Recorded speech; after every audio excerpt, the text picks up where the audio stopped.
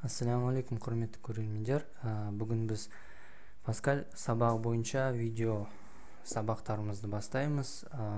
Паскаль тілі өте қарапайым, оңай тіл болып есептеледі. Сол үшін ол университет, колледж, мектептерге дейін үйретіледі барлық жерде. Себебі ол сондай қарапайым, бастауыш адамдарға өте жеңіл болып есептеледі. Бізде осы Паскаль тілінің видео сабақтарын жазуды жөн көрдік. Сол сабақтарымызды бастайық. Ол үшін мінекей мындай екі файл дайындап қойдым. Бұл файлдардың сілтемесін мен сіздерге беремін. Осы видеоның қасында бір жерде осы файлдарға сілтеме болады. Мынау біріншісі бағдарламалау ортасы. Мына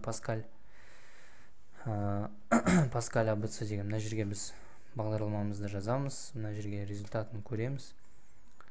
Осындай бағдарламалау ортасы. Ал екіншісі бұл мынандай анықтамасы бар. Анықтамалығы бар оқулық болып табылады. Осы жерден сіздер өзіңізге қажетті нәрселеріңізді көріп, жаңағыдай не істеп алуға болады. Мен де сабақтың барысында осы жерден қарап отыратын боламын. Енді мінекей мына бірінші бетті қарайтын болсақ, қарапайым бағдарламаның құрылымын жазған. Мінекей біз қазір ең алғашқы Паскаль бағдарламамызды жасап көреміз. Программ деген кілт сөзден кейін бағдарламамыздың атын жазамыз. Бағдарламаның аты ағылшын тілінде болғаны дұрыс. Мысал ретінде біз программа 1 деп қоя салайық. Бұл бірінші бағдарлама деген мағына білдіреді. Раздел подключения модулей деген бұл біз бағдарламаға дайын модульдерді қоса аламыз. Олар бізге мысалы математикалық модульдер, мысалы математикалық функцияларды ұсынады. Сол дайын функцияларды біз пайдаланып, мысалы синус, косинустарды таба аламыз. Мысалы оларды қолдан функция жазып, бар нәрсені ойдан шығарып отырмайық, сол дайын модульдерді қолдануға болады. Бірақ біз бүгінгі сабақта оны қарастырмайық, қарапайым бағдарлама жасап көрейік. Мінекей раздел описание.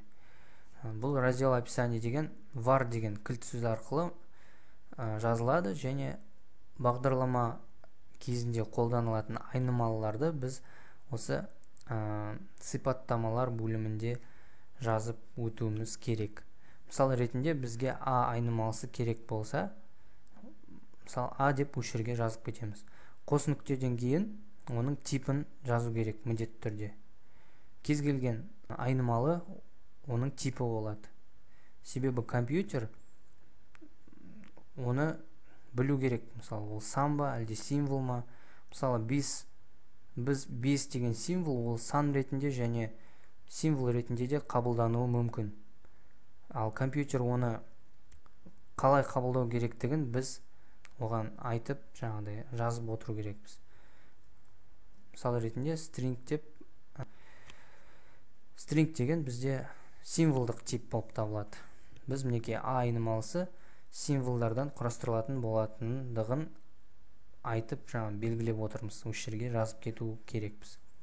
Мінекей бізде a деген айнымалымыз бар.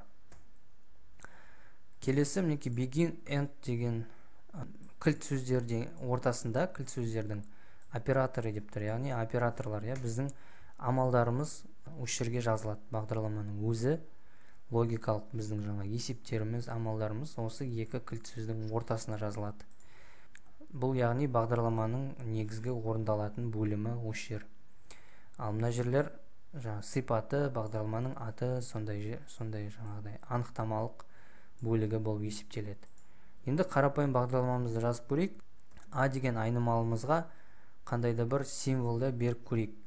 Символ берген кезде оған мынандай a қос нүкте тең болады деген символ арқылы жазылады. Бұл a айнымалысына қазіргі мынадан кейін жазылатын мынандай бір сызықты тырнақша арқылы біз қандай символдар жазылатындығын береміз. Мысал ретінде мінекей сәлем әлем деген сөзді жазып көрейік.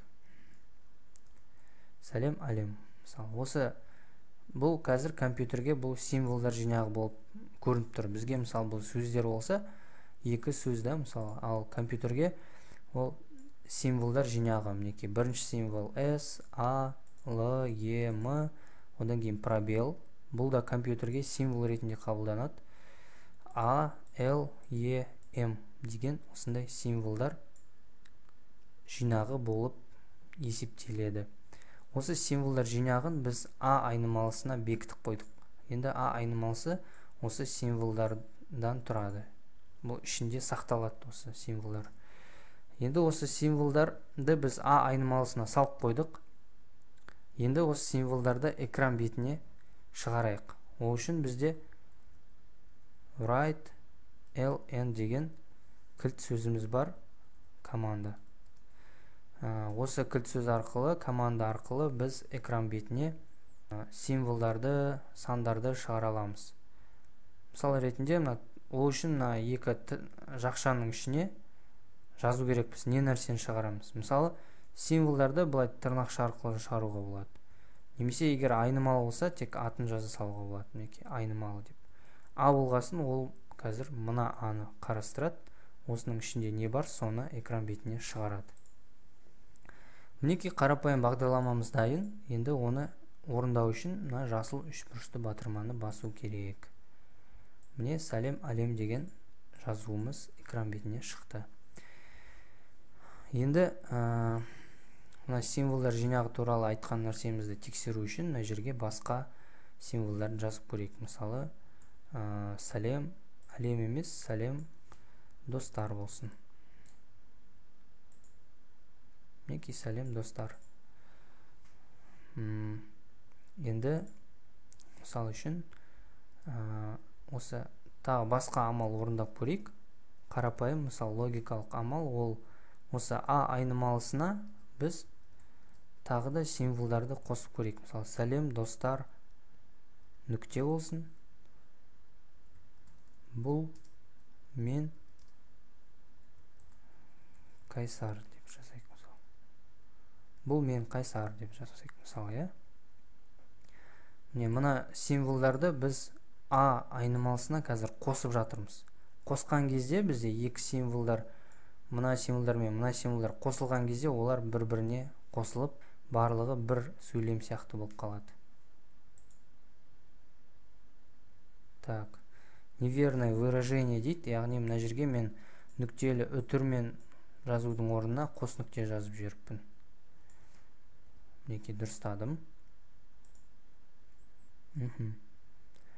Мінекей, біздің жазуымыз шықты. Сәлем достар, бұл мен Қайсар деп. Тағы да орындасақ, тағы да шығып жатыр. Мінекей, астына бұлар жинала береді осылай. Оны тазарту үшін бізде арнайы функция бар. Ол CLS деп аталады. CLS деген Clear Screen деген сөзден шыққан болу керек. Screen дегеніміз экран, осы экранды тазарту деген мағынаны білдіреді. Мінекей, енді бағдарламаның басында мінекей біз экранды тазартып алып жатырмыз, және кейін осы айнымалымызды шығарып жатырмыз. Сонда бәрі тазаратты, тек соңғы жазғанымыз экран бетіне шығады. Мінекей, бүгінгі осындай қарапайым сабағымыз аяқталды. Бұл Паскаль бойынша бірінші сабақ. Алдағы уақытта тағы да Құдай қаласа жазатын боламыз. Егер сұрақтарыңыз, ой пікірлеріңіз болса, комментарийге жазып отырыңыздар. Бізге ол өте пайдалы. Назарларыңызға рахмет. Сіздермен бірге болған Елдес Қайсар. Сау болыңыздар.